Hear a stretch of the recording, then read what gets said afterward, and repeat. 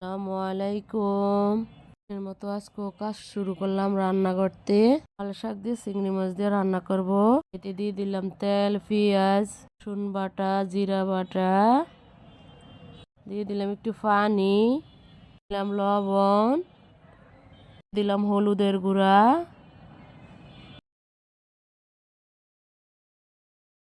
দিলাম মরিচের গুঁড়া, দিলাম কাঁচা মরিচ। মশলাটা এখন কষিয়ে নিব। দিলাম চিংড়ি মাছ, নেড়ে ছেড়ে দিব।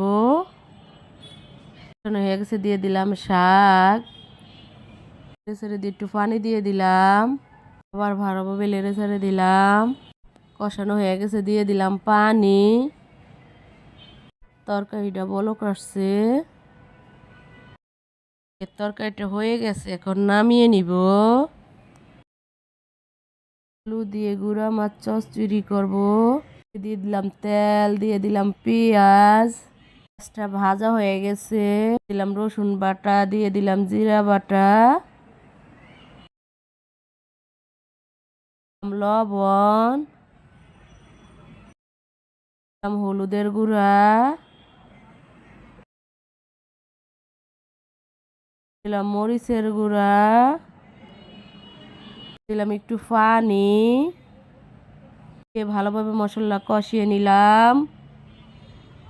দিলাম কাঁচা মরিচ, হয়ে গেছে, দিয়ে দিলাম আলু, দিয়ে ভালোভাবে নাড়াচাড়া করে দিলাম একটু পানি, রেখে দিলাম। আবার নাড়াচাড়া করে দিলাম। হয়ে গেছে, দিয়ে দিলাম মাছটা, দিলাম টমেটো, দিলাম পানি। এটা বলক আসছে,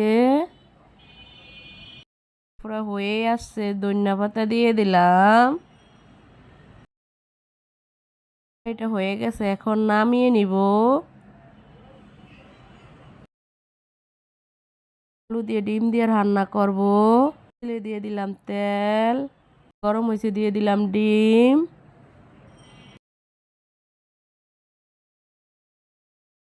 ভাজা হয়ে গেছে। পেঁয়াজ, এলাচি, দারচিনি, তেজপাতা, দিলাম রসুন বাটা, দিলাম আদা বাটা, দিলাম জিরা বাটা, একটু পানি, দিলাম লবণ, দিয়ে দিলাম হলুদের গুঁড়া, দিয়ে দিলাম মরিচের গুঁড়া,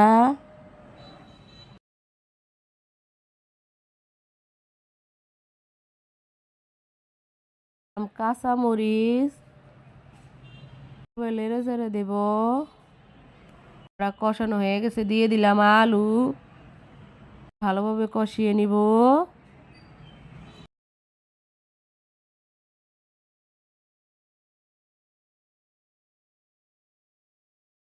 ডিম কিন্তু ভিডিও করতে মনে নাই। কষানো হয়ে গেছে, এখন দিয়ে দিলাম পানি,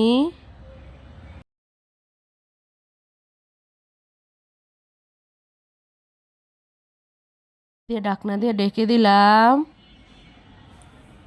দেখবো বলক আসছে, এটা হয়ে আসছে, দিয়ে দিলাম ধনিয়া পাতা, দিয়ে একটু ঢাকনা দিয়ে ঢেকে দিলাম।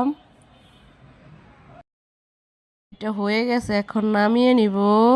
এর মতো এখানেই শেষ। আসসালামু আলাইকুম।